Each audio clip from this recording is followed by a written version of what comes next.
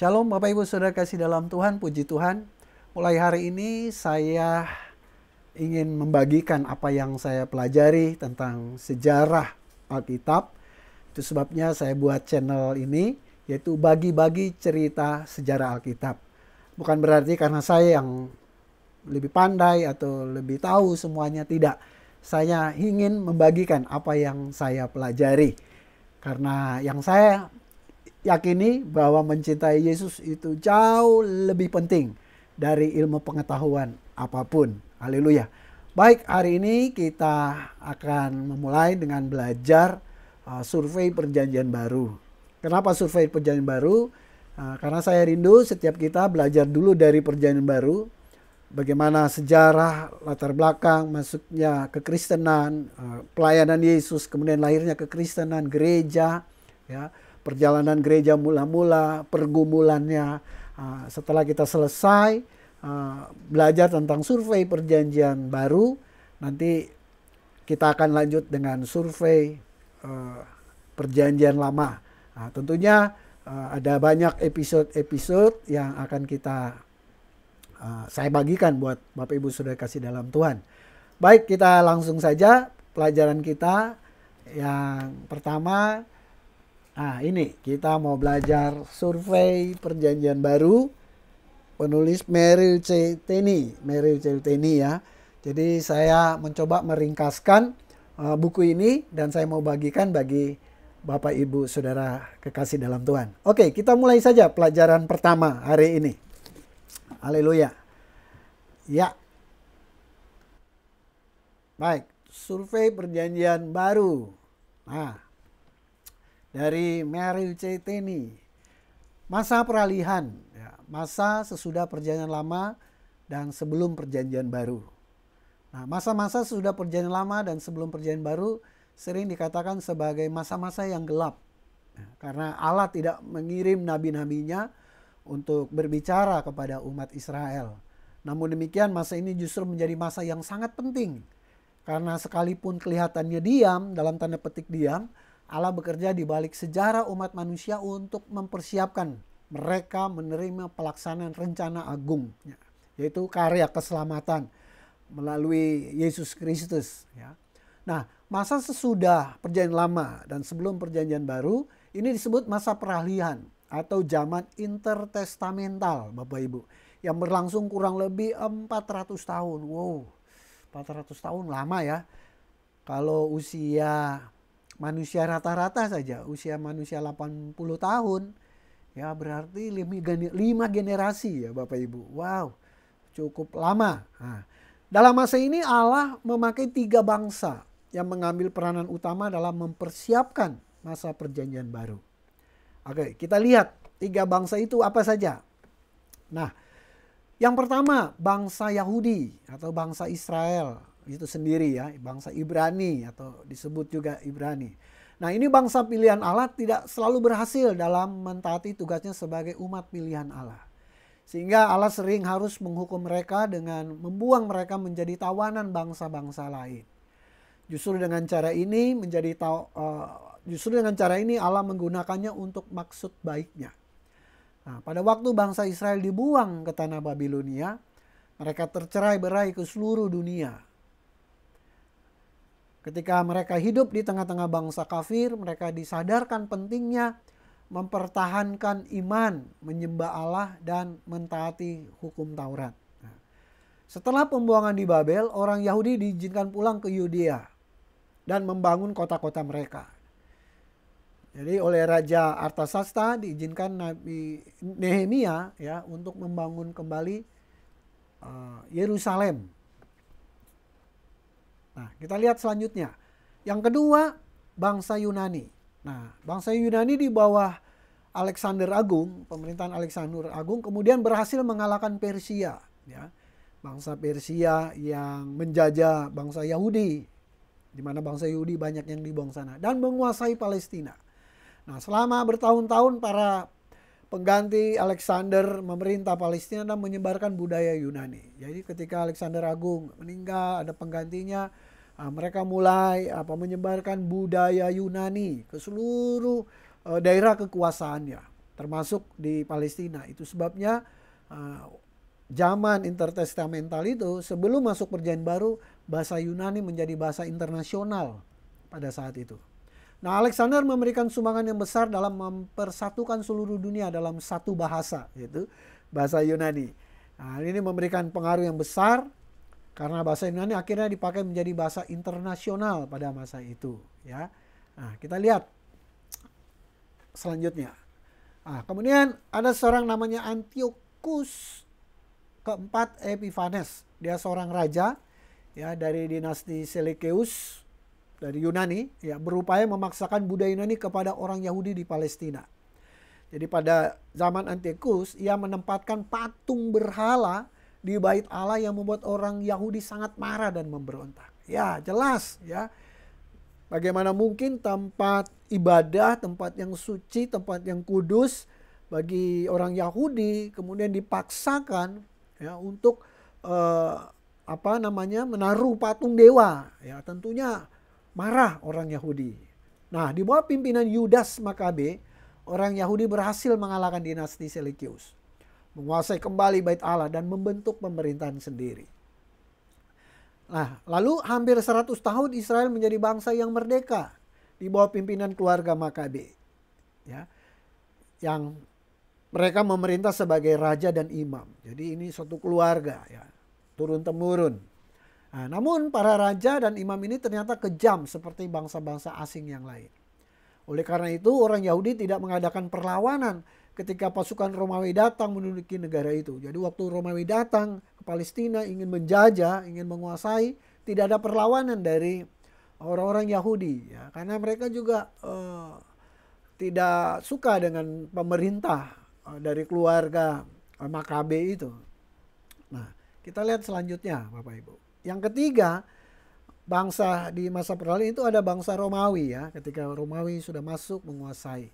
Nah, penguasa Romawi yang menduduki tanah Israel atau Palestina menciptakan suasana yang kondusif ya, sehingga pembangunan jalan-jalan keamanan menjadi prioritas negara. Jadi waktu mereka masuk, mereka sangat memberikan simpati kepada penduduk Yahudi karena mereka membuat jalan-jalan, mereka menjaga keadaan keamanan kondusif dan mereka disukai ya oleh penduduk Yahudi pada waktu itu. Nah, jadi ada 3 bangsa ya, bangsa Yahudi sendiri, bangsa Yunani dan bangsa Romawi. Sekarang kita lihat dari Maleakhi sampai Kristus. Ya, dari kitab terakhir Perjanjian Lama Maleakhi sampai Kristus. Maleakhi sendiri ditulis tahun 430 sampai 420 sebelum Masehi.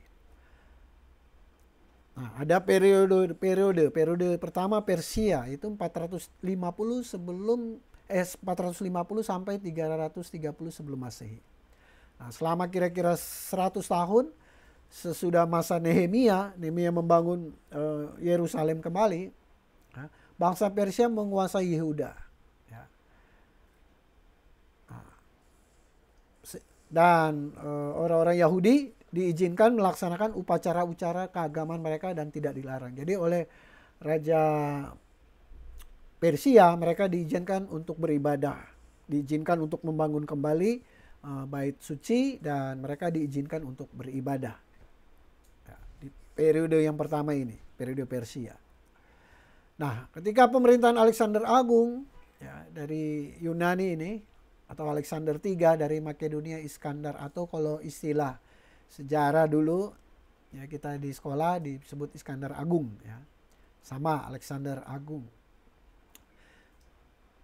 Nah, dia memerintah tahun 330 sampai 328 sebelum Masehi.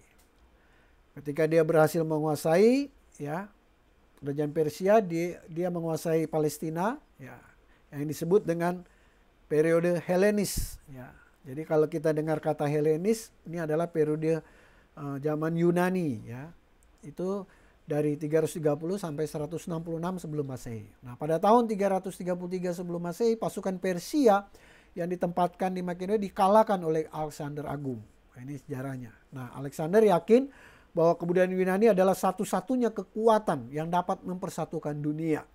Ya, Alexander mengizinkan orang Yahudi mematuhi hukum Taurat mereka dan bahkan membebaskan mereka dari membayar upeti atau membayar pajak selama tahun Sabat mereka. Nah, penaklukan oleh Yunani membuka jalan untuk menerjemahkan PL ke dalam bahasa Yunani atau di kita istilahnya versi Septuaginta. Itu sekitar tahun 250 sebelum Masehi. Jadi mulai diterjemahkan karena bahasa Yunani sudah menjadi bahasa internasional pada waktu itu. Nah, kita lihat dari tahun 125 sampai 164 sebenarnya Antiochus memerintah Syria, ya. Waktu Antiochus Yudaisme dilarang. Nah, waktu tahun 167 sebelum Masehi Matatias dan putranya berontak, ya, yang keluarga Makabe itu. Kemudian 166 sampai 160 kepemimpinan Yubas Makabe, dia memimpin. Kemudian dari tahun 142 sampai 134 sebelum Masehi Simon menjadi imam besar. Ini keluarga Makabe juga mendirikan dinasti Hasmoneus. Nah, Hasmoneus adalah suatu dinasti yang berkuasa di kerajaan Israel. Hasmoneus, ya, suatu negara Yahudi merdeka di tanah Israel. Dinasti Hasmoneus didirikan di bawah kepemimpinan Simon Makabe 2 dekade setelah saudaranya Yudas Makabe mengalahkan pasukan Kekaisaran Seleucid melalui pemberontakan Makabe pada 165 sebelum Masehi. Nah, sepanjang pemerintahan bangsa Hasmoneus itu, orang Yahudi yang taat sangat menentang orang-orang yang menerima cara hidup Yunani. Dinasti Hasmoneus menggabungkan jabatan raja dan imam besar dalam satu keluarga, ya. Untuk dapat menjalankan peran ganda ini, mereka harus bersikap bijaksana terhadap berbagai sekte agama Yahudi yang ada. Jadi zaman dulu orang Yahudi sendiri pun punya beberapa sekte-sekte, ya. Yang kalau kita baca Alkitab ada sekte Farisi, Saduki, Eseni, ya, dan segala macam. Nanti kita dalam tayangan YouTube selanjutnya saya akan bahas itu, ya. Jadi ada sekte-sekte dari Yahudi. Nah, pada tahun 161 sebelum Masehi, dinasti Hasmoneus itu memohon bantuan pada senat di Roma terhadap bangsa Seleucus dan Ptolemeus. Roma berjanji akan membantu mereka dan rakyatnya apabila mereka diserang. Jadi minta bantuan kepada Roma. Jadi akhirnya apa? Roma semakin kuat di Palestina, ya. Nah, kita lihat selanjutnya. Yang ketiga, periode dinasti Hasmoneus. Nah, ketika periode sejarah ini mulai, orang Yahudi mengalami penindasan berat. Dinasti Ptolemeus bersikap toleran terhadap orang-orang Yahudi dan agama mereka. Tetapi raja-raja dinasti Seleucus bertekad memaksakan mereka menerima Helenisme, ya, budaya Yunani Helenisme. Nah, salinan-salinan kitab suci harus dibinasakan dan undang-undang dijalankan dengan sangat kejam. Bangsa Yahudi yang tertindas ini memberontak di bawah pimpinan Makabe, ya. Ini mereview lagi. Nah, kita lihat tahun 63 sebelum Masehi, Pompeius menyerbu Palestina, pemerintahan Romawi mulai. 40 sampai 37 sebelum Masehi, bangsa Partia menaklukkan Yerusalem. Kemudian tahun 37 sebelum Masehi, Yerusalem dikepung selama 6 bulan. Tahun 19 sebelum Masehi, pembangunan Bait Herodes dimulai. Ya. Tahun 16 sebelum Masehi, Herodes mengunjungi Agrippa. Tahun 4 sebelum Masehi, Herodes wafat, ya, Arkeus menggantikannya. Nah, kemudian kita masuk ke periode Roma, 65 sebelum Masehi. Nah, pada tahun 65 sebelum Masehi, Pompeius jenderal Romawi merebut Yerusalem dan provinsi-provinsi Palestina tunduk kepada Roma. Sebagian waktu pemerintahan lokal dipercayakan kepada tokoh-tokoh terkemuka dan waktu sisanya oleh para prokulator yang diangkat oleh kaisar. Herodes Agung memerintah seluruh Palestina pada waktu Kristus lahir. Prokulator ini kalau istilah sekarang seperti duta besar, ya, kira-kira seperti itu. Nah, jadi Bapak Ibu Saudara kasih dalam Tuhan, saudara-saudaraku, di survei perjanjian baru ini nanti saya akan membahas di YouTube dunia pada masa perjanjian baru, ya, kemudian nanti kitab-kitab Injil, itu kisah kehidupan Kristus, kisah gereja mula-mula, permasalahan gereja mula-mula, kanon, dan naskah perjanjian baru. Kanon ini adalah bagaimana kitab-kitab itu, surat-surat itu disusun sedemikian rupa sehingga menjadi Alkitab, menjadi ya perjanjian baru yang kita baca. Ya, jadi nanti saya akan kupas secara sederhana, secara singkat bagi Bapak Ibu ya. Nanti per channel ya, per bagian saya akan kirimkan lewat, Bapak Ibu dapat saksikan lewat YouTube. Nah, di dunia bagian A, dunia pada masa perjanjian baru, apa yang kita pelajari nanti ke depan di dunia pada masa perjanjian baru, yang pertama latar belakang politik. Kemudian latar belakang sosial dan ekonomi, latar belakang keagamaan, agama Yahudi, Yudaisme, sekte-sektenya.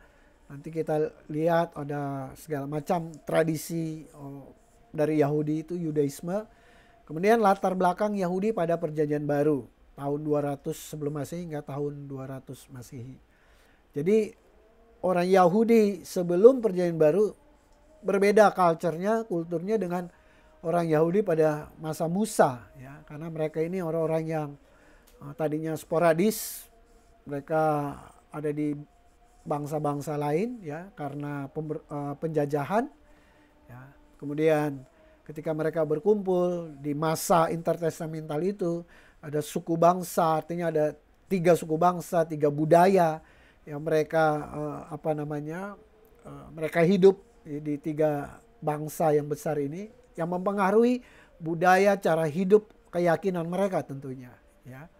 Nah, di selanjutnya pada bagian B, kitab-kitab Injil, kisah kehidupan Kristus, saya akan mengupas secara sederhana, singkat, itu perjanjian baru, nama dan isinya. Kemudian Injil sebagai karya sastra, Injil Matius, Injil Markus, Injil Lukas, Injil Yohanes, bahkan kemudian kehidupan Kristus ya, saya akan jelaskan secara singkat. Kemudian di bagian C, kisah gereja mula-mula ya, bagaimana berdirinya gereja ya, masa transisi, kemudian gereja bukan Yahudi, non-Yahudi dan misi Paulus ya. Kemudian program pelayanan Paulus, kemudian masa Paulus di penjara ya. Nanti saya akan bagikan buat Bapak Ibu sekalian dalam channel YouTube saya ke depan. Kemudian di bagian ke D, permasalahan gereja mula-mula ya. Lembaga gereja, surat-surat penggembalaan. Kemudian ada gereja yang menderita ya, perjuangan pergumulan gereja mula-mula itu seperti apa. Kemudian ada perpecahan dengan Yudaisme. Kemudian ada bahaya dari bidat, ada ajaran-ajaran sesat lainnya. Kemudian gereja yang menantikan kedatangan Tuhan. Ya, itu yang akan saya jelaskan ke depan. Kemudian kanon dan naskah perjanjian baru, yaitu kanon perjanjian baru, naskah dan penyebaran perjanjian baru. Haleluya. Sampai jumpa, puji Tuhan. Jadi Bapak Ibu saudara kasih dalam Tuhan, ini yang menjadi materi pertama kita. Semoga jadi berkat. Sampai jumpa di pelajaran selanjutnya, pelajaran yang kedua, latar belakang politik, ekonomi, sosial, dan budaya. Tuhan Yesus memberkati kita semua. Haleluya. Puji Tuhan.